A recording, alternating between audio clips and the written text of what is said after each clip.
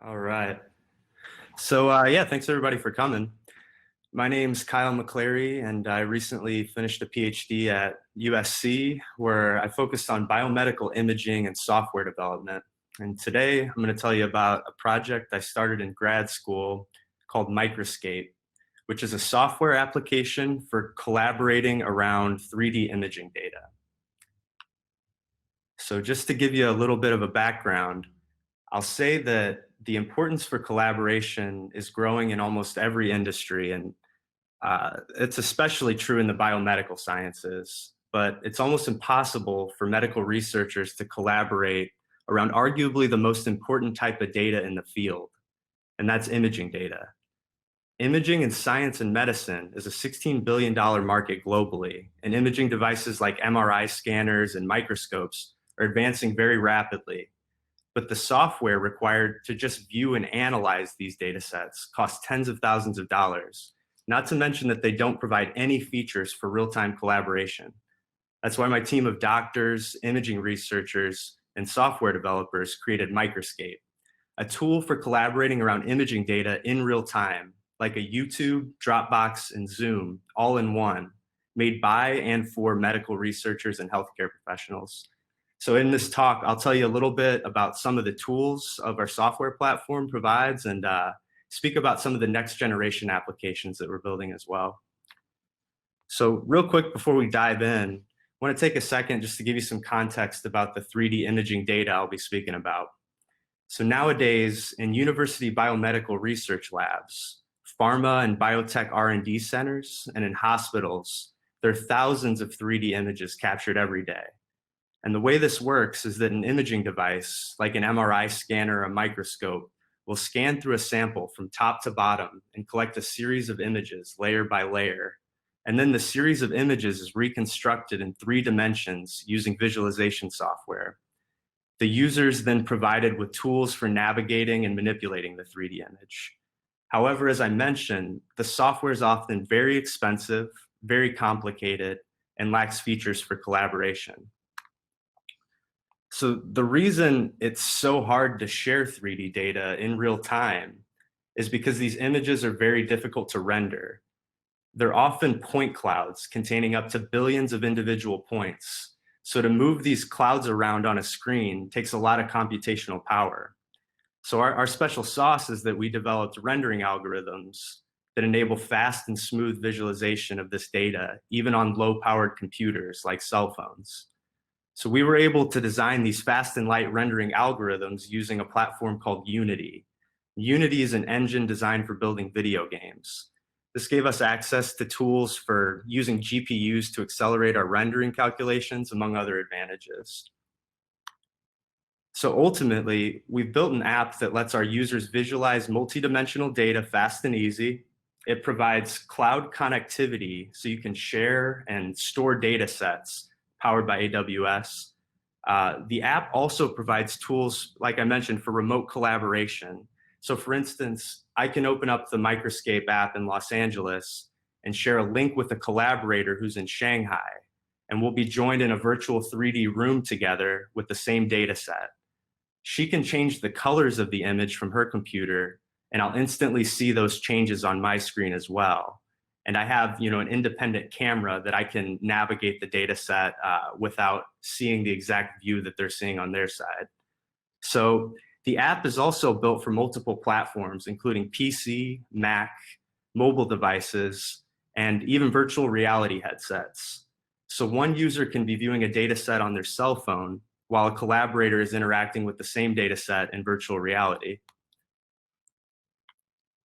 The virtual reality portion of our app has been one of the most popular features because it actually lets you enter a 3-dimensional space and interact with the data as if it's a physical object in the room with you.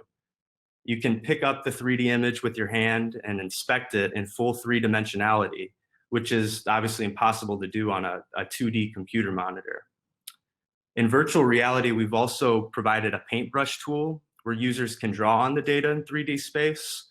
And the brush strokes can be used for visual analysis or as a communication tool like a 3D chalkboard. We also have a virtual handheld camera in VR that lets users walk around and capture a video of their data to share with colleagues and collaborators. So what I just showed you there is it's where our app currently stands. These are features that have been developed. They're in our beta that's online right now. But I want to transition and just talk briefly about a couple of our future directions for the project. So in biomedical imaging research, one of the most important aspects of almost every workflow is to segment out the important parts of the imaging data. What we're doing here is basically drawing boundaries around the most important regions of an image so that we can take measurements on these areas. And this is a very, very cumbersome task that was mostly carried out manually until recently. But nowadays, machine learning algorithms are becoming more effective at this task than humans. So that's why we're working with the GamePipe Lab at USC to use our Microscape platform to develop embedded tools for segmenting imaging data using machine learning. So far, the way our tool works is it will ask you to segment a couple images manually, and as you're doing so, a convolutional neural net is watching and learning.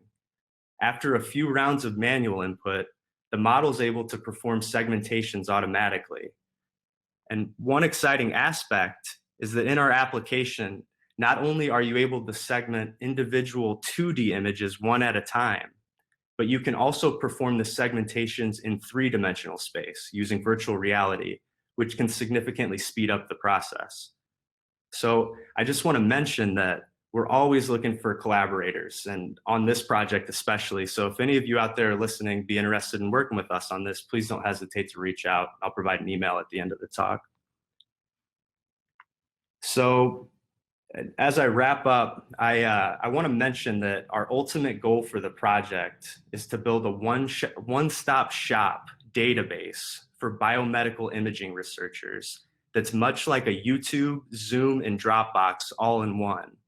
So in other words, you'll be able to log onto the platform, browse data sets, interact with them, send links to collaborators, join collaborators for remote viewing sessions, comment on and discuss data sets with peers, and download the data you want to use in your own work. So at the beginning of this project, we started building Microscape because we're machine learning researchers who wanted to work with biological data, but we could not find a source for gathering data to train our models. Now I'm excited to report that we're well on our way to providing this solution for the research and medical communities.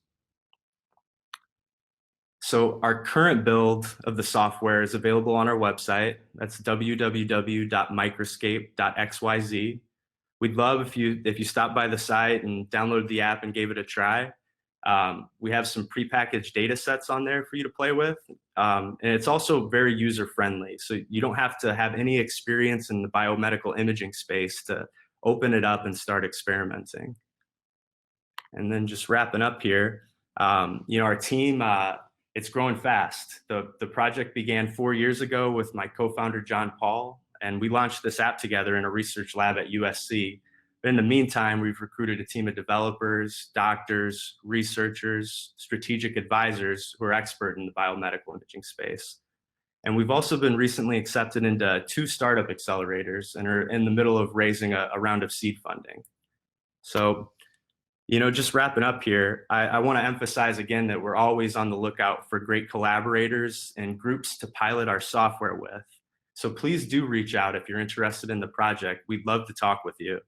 And also please give us a follow on Instagram at micro.scape. You can find videos that show our app in action and other news about the platform. But yeah, that's it. Thanks very much for listening. See how much time I have left for questions. Looks like about 5 minutes, 4 minutes.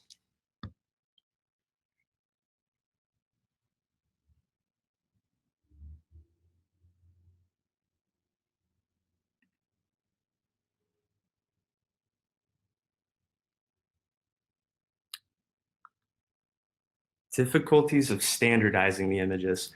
So images come in multiple formats. One of the most common image formats is TIFF. You can also get images in PNG or JPEG. or DICOM images are very popular in medical circumstances. Our app is able to take in all of those types of image formats. So you see on the home screen of our app, you point to the folder that contains the images, and it'll automatically recognize the type of image and collect those series of images and then arrange it into a 3D stack. Let's see. What types of 3D models are there to work with in the demos? I think we have about 6 samples on there. So we've got some kidney cells, these fluorescent data. It's mostly fluorescent microscopy data. There's an MRI sample, a cranial MRI. We have some video, so we're able to do 4D as well. So we have, the 3-dimensional box, and we have a great data set in there of 2 cells dividing that you can zoom in and get inside of there. What are you looking for in collaborators? People who are excited about this space, emerging challenges in collaborating around imaging data, visualizing imaging data, using machine learning to automatically segment imaging data, using new visualization platforms like virtual reality to present data. Anyone who's interested in those types of areas, we'd love to talk to. Let's see, what are the initial use cases or scenarios you're looking to explore or solve? So we're working with about 15 labs at USC and some other universities, and I'll give one example. We're working with a consortium of researchers who are trying to model a human cell.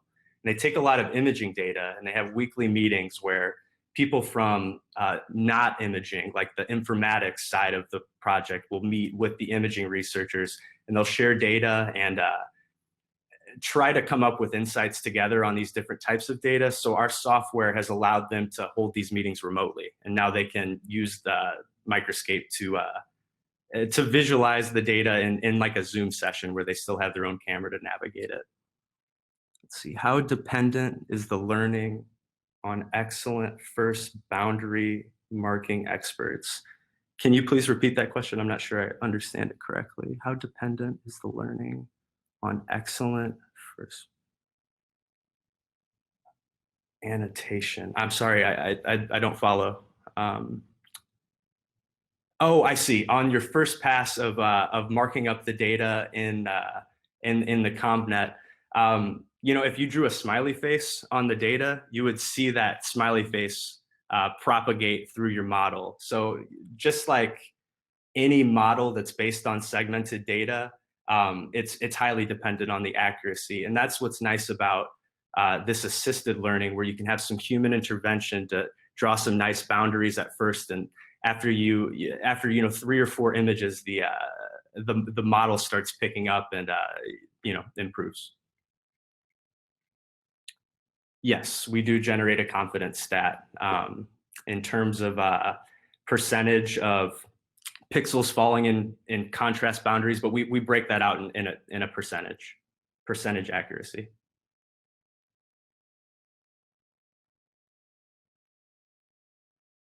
Yeah, these are great questions. Any more before? Well, it looks like we might be out of time now.